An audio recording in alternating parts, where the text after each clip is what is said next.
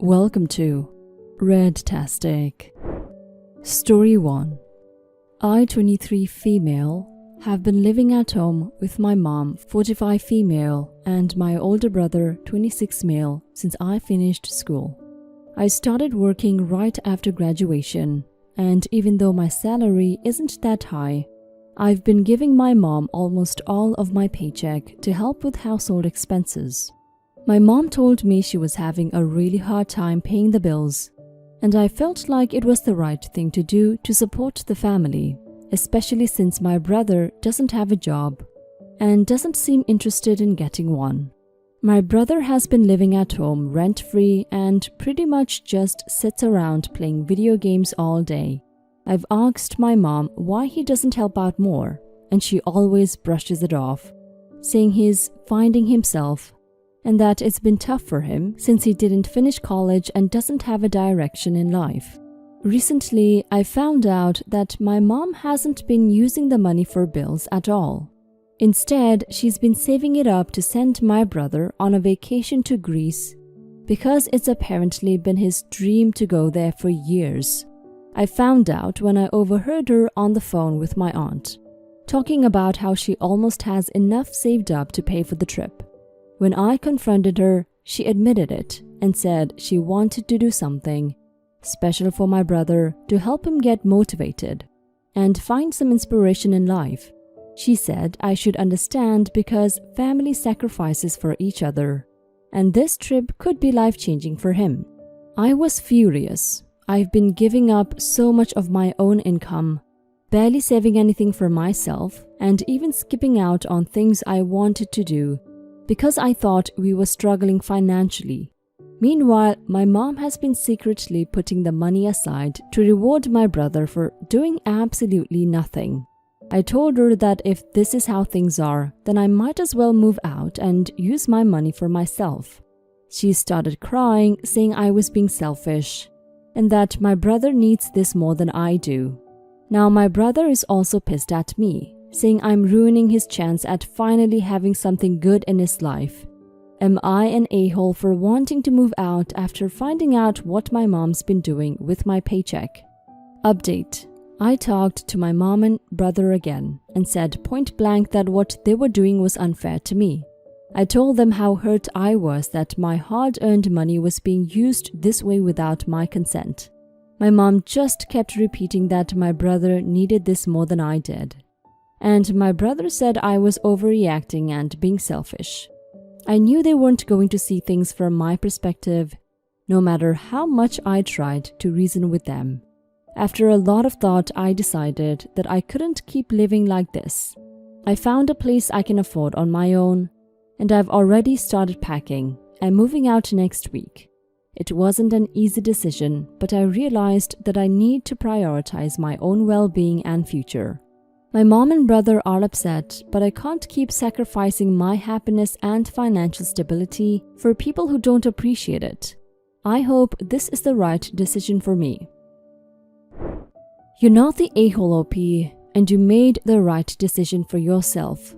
Your mother and brother are the a-holes here. Your mother is clearly playing favorites here because who needs a vacation to Greece to find themselves? Definitely not your brother. Your mother took your hard-earned money and saved it up to pay for a vacation for your brother when you discovered the truth and decided to stop giving her money like you should. They started calling you selfish. They're unreasonable and you need to get away from them because it's obvious they don't care about you. It's crazy how the most selfish people are the ones who throw that word around a lot. Story 2. I've talked with my friends about this, but I'd like to hear input from people who are completely outside the situation and feel like they can speak frankly with the anonymity of Reddit. My boyfriend, 35 male, Rex, and I, 25 female, started dating a few months short of 2 years ago. We met when I was traveling for work in his city and spent 3 months together until I had to go back home. We were in a long-distance relationship for 1 year and 4 months until he moved to my city 6 months ago. We now live together. To cut to the chase, he is the most ambitious person I have ever met. It is really inspiring but not ideal for a relationship. He told me that this aspect of his personality has caused issues in all of his past relationships and warned me before he moved in with me that there may be times when we barely see each other because he'll spend 100% of his time in a studio. I maybe naively thought that this would be perfect. I'm devoted to my own professional and creative things and spend my free time working on projects and practicing my hobbies. I had always been the more ambitious one in past relationships, and I was so happy to meet someone like me. A long-distance relationship was perfect for us, so I'm still navigating the adjustments of moving in together. When we were long distance, we would Skype for hours, either quietly working on our own projects or learning things together.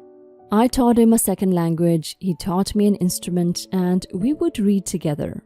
Now we don't. He's been focused on a new project since we moved in together, and for lack of a better way of saying this, I feel left out and pathetically needy. The routine has been that he goes straight into his studio when he gets home from work and stays there until he goes to bed, and on the weekends he's consumed from the time he wakes up, noonish to 6 a.m. or so. He forgets to eat most nights and then orders delivery late. So he definitely doesn't cook or exercise or do any of the everyday things that other couples might do together. He doesn't ask anything from me, has a 9-to-5 job, splits bills and chores 50-50, and is otherwise a good partner. He warned me about this beforehand, so I can't fault him. I just wish things were more like the way they were when we were long distance, without being an impediment to his personal goals. Hell, I don't even want him to take up very much of my time. I don't need long conversations or aimless walks around the neighborhood. But I do wish we were working on something together, learning something. I wish the relationship felt like we were building something together.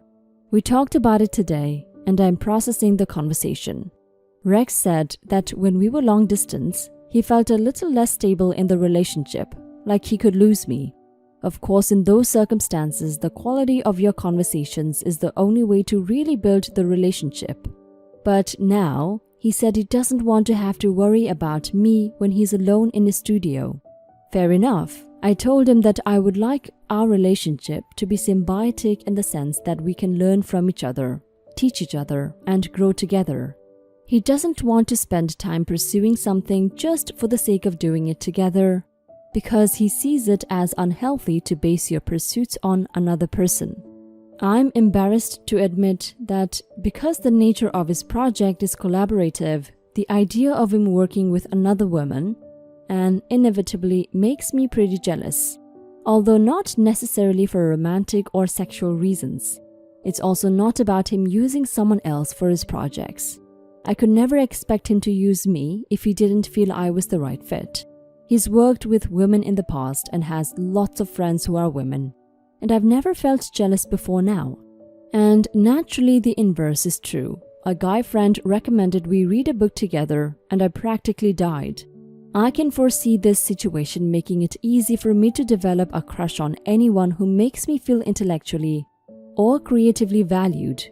Obviously, I need to address why I'm not feeling satisfied in my own relationship. I need to add that after our conversation, we went back to working on our respective endeavors, after fun makeup sags for the record. And throughout the night, he's been updating me on what he's working on and coming over to my desk and seeing what I'm up to. For that, I do feel like he'll try to compromise. I would like some input on how to proceed from here. Update. My last post was incredibly popular, so I got a ton of great advice and figured I would update. Before I get into it, I want to say that I read every comment from my first post multiple times. A few in particular have been stuck in my mind for the month or so since I've posted. Quite a few commenters thought the relationship was salvageable if we made time to hang out together, so I talked to Rex about planning a specific time to hang out. He said he would consider it, but that never came to fruition. Rex started spending nights away from home to relax from all the work he was putting into the project mentioned in the first post. Meanwhile, I stayed up anxious until the morning waiting for him. He didn't want to be monogamous and wanted to meet new people. He didn't want me coming along with him because if that new person just happens to be an attractive girl, he doesn't want me to get jealous. Yes, the wording is awkward, but that is how he conveyed it. Compounded by the former issue of disparate expectations for the time we spent together, the relationship is over. Until last week, when he proposed. It was finally my chance to trap him. Just kidding, we broke up, of course. I think I freaked him out because I became so happy and unburdened during the breakup conversation. I was smiling and laughing, almost in a state of euphoria, but also calm. And he definitely wasn't. He did agree that we were both unhappy and had mismatched expectations. Props to the commenters on my last post who said exactly this. One complication is that neither of us can afford to move out of our apartment.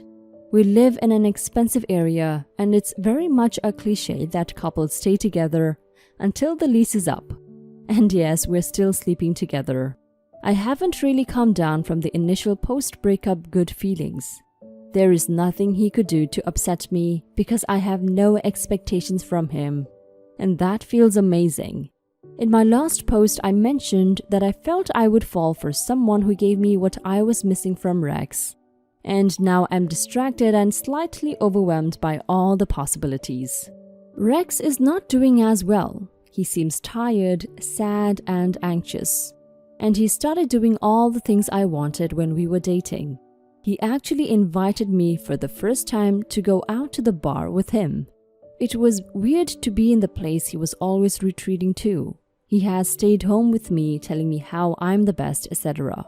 It would have been nice when we were dating, but now I'm over it. I made it very clear that it's over and I don't love him or trust him to love and care for me. I've been in a few friends with benefits relationships that were casual and we never fought. The guy would fall in love with me because he thought I was incredibly laid back, when truthfully I just didn't care about him. I think this is what's happening with Rex as well. It's as if he's into me now because I don't care about him. I don't have a question really. I feel too inside of the situation to even know what to ask. It's all very empowering, but in an ominous way. I would admit, I held out hope after I read the ending of your first post OP. I wanted to believe that he would understand what you were feeling and try to change for you, and he did, for a few days until he went right back to his original habit. I'm glad you've ended things with him. It's sad to see someone give you everything you've been begging for in your relationship when you have finally decided to leave them. Don't let any of his changes fool you. If he has you back in a relationship, he will continue his old habits and make you beg for his attention again. I know you have to stay with him till your lease is up, but I hope you start putting boundaries in your relationship. You two are not couples anymore. And when you get out there to look for a partner, look for one that won't make you feel like you need to beg for their love and affection. Good luck, OP. Now for some comments. It's a good idea to stop sleeping with him. You don't want to get too comfortable with this arrangement and decide to stay even after the lease is up. You should focus on moving out as soon as possible. Once you leave him, you can decide to stay single, have some friend with benefits, find a new boyfriend, whatever. Also, don't date guys who fall for you because you're laid back and detached.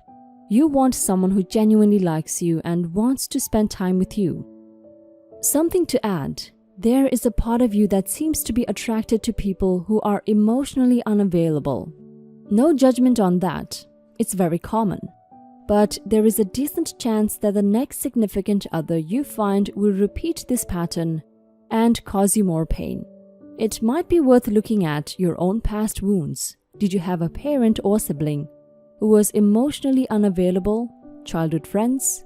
We seek out people who hurt us in the way we were hurt as children. Then we try to change them to make them stop hurting us. That way, we assert control and power over our past, core wounds. Except even if that succeeds, it doesn't heal the wound. And new problems arise. Just my 2 cents. Good luck. Good for you. Seriously, I'm excited for this new step in your life because I've been there, and it is exhilarating. Side note, my fiancé and I are both artists with different passions. He too has a studio he spends nights in, and I spend mornings in mine. Sometimes we are on different wavelengths, and sure, your work consumes you for weeks at a time.